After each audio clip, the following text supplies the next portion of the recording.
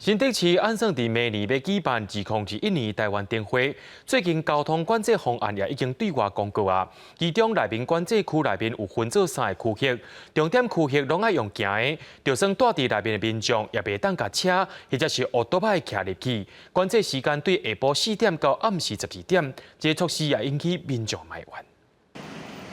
新竹市明年2月要踮市区内底举办台湾灯会，安算会吸引大批观光客来新竹佚佗。市府公布交通管制区分做蓝、青、红3个区域。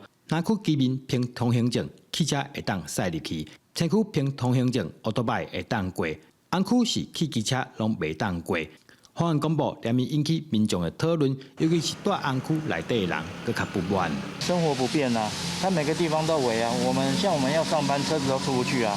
管制的非常严重，而且什么现在新竹有什么徒步区啊？那货车如果不进来，他用拍照的或者是什么，那我们送货什么方便？还是要送，可是我们一样会回报公司啊。可是如果今天厂商，比如店家要货，我们就是比如说。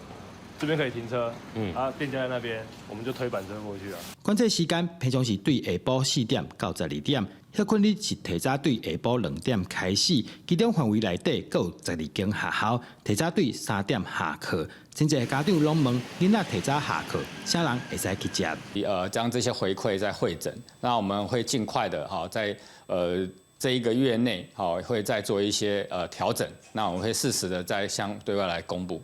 过去各县市办灯会，拢选择设地较宽阔的所在。这摆新竹市选在市区内底办，要安怎讨论出更较好的管制方法，降低对民众生活影响？